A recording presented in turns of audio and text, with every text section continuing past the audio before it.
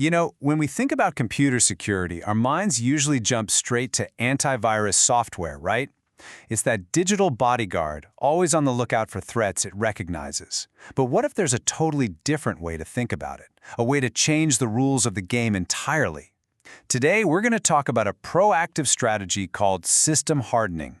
It's not about fighting off invaders once they're at the door, it's about making sure the doors are locked so they can't even get close in the first place. Let's dive in. And this quote from developer Andy Fool, it just hits the nail on the head. This is the core problem. By default, Windows is built for convenience, not for cyber warfare. It's designed to let pretty much any program run, because it assumes, that everything is friendly. It's a castle that was built to welcome every single visitor, not to repel invaders, leaving all the doors and windows wide open. And that really is the crucial question, isn't it?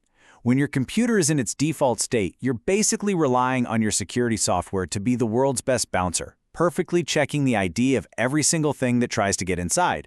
But what if you could just lock most of those doors yourself?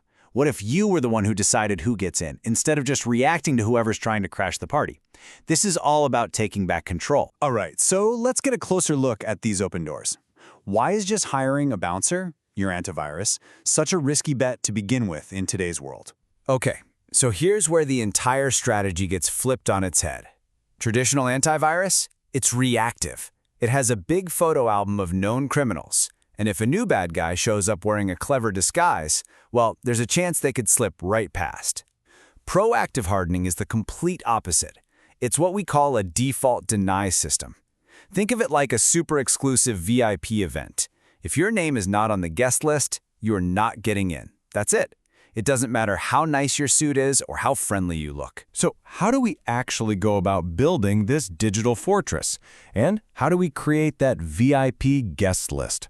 Well, we can do it with a suite of free tools from Andy Fool, and they act like three very specific, very capable guardians for your system. And this, right here, is such a key point. We are not talking about installing some other massive, bloated security suite that's going to grind your system to a halt. Nope. These are super lightweight utilities. They don't add clunky new software. They simply give you an easy-to-use dashboard to take control of the incredibly powerful security features that are already built into Windows. So let's meet our first guardian. This is the gatekeeper, the one responsible for manning the castle gates. And this tool is called hard_configurator. So how does this gatekeeper work? It's magic? Well, it uses a powerful but kind of hidden built-in Windows feature called Software Restriction Policies, or SRP. I want you to think of SRP as this ancient, powerful rulebook for your castle. The only problem is that the book is written in a super complex, almost forgotten language. Hard Configurator basically acts as your expert translator, giving you a simple interface so you can become the master of those rules. Now, to really get how this works, we need to see our castle as having two main zones. First, you've got the system space. This is the secure inner keep, right? It's where your trusted, verified system files and your core applications live, inside the Windows and Program Files folders. Then you have the user space. These are the outer lands. This is pretty much everything else. Your downloads folder, your temp files, that USB stick you just plugged in, it's where all the unknown visitors arrive. And this is that core strategy in action. Inside the trusted system space, the Castle Keep, all your approved applications can run totally freely. But out in the wild user space, where you download stuff from the internet, Hard Configurator enforces that strict default deny rule. Any new program that lands there is blocked from running, period. It's not on the guest list, so the door stays shut. Simple as that. Okay, so our gates are secured, but every good fortress needs some vigilant guards up on the watchtower. And that brings us to our second guardian, a tool called ConfigureDefender. Now, this tool doesn't replace your antivirus. Instead, it makes the one you already have, Microsoft Defender, way smarter.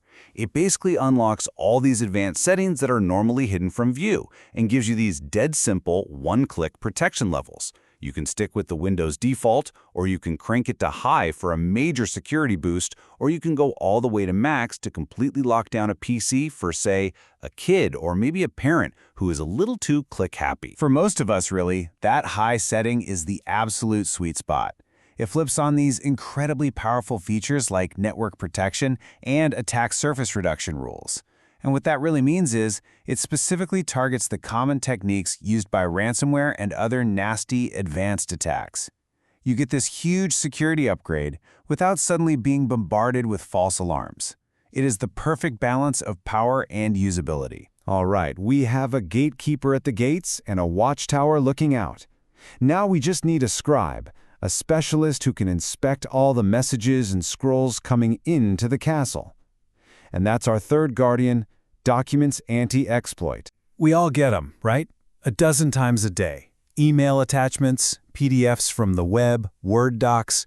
But hidden inside these files that look so harmless, there can be weaponized content. I'm talking about malicious code that uses built-in features like macros or embedded objects to infect your entire system the second you open the file. And this is where our scribe gets to work.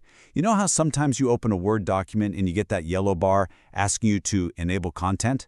That's often a macro, basically a tiny little program hidden inside the document. Now, it could be harmless, or it could be a secret command to open the gates and let the invaders in. DocumentsAntiExploit simply says no.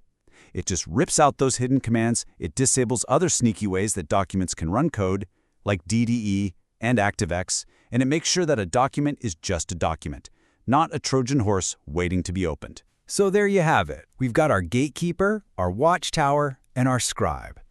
Now let's just step back and see how they all work together to build that truly impenetrable fortress. And this is the beautiful result of it all.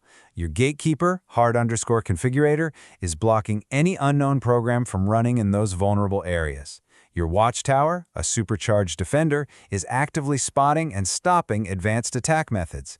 And your scribe, DocumentsAntiExploit, is neutralizing threats hidden in the everyday files you use. Each guardian, each layer covers the others. Together, they create one formidable fortress. Now, you might be thinking, wow, this sounds really complex. This must be just for security experts. But here's what might be the best part about this whole thing. Who these tools were really designed for. They were built to make this kind of high-level security totally accessible to everyone, especially the happy clickers in our lives. Our kids, our parents, the very people who are most likely to accidentally click on something they really shouldn't. Ultimately, what this approach does is put the power right back in your hands. It shifts your security posture from a reactive one, where you're just hoping for the best, to a proactive one, where you are defining the rules.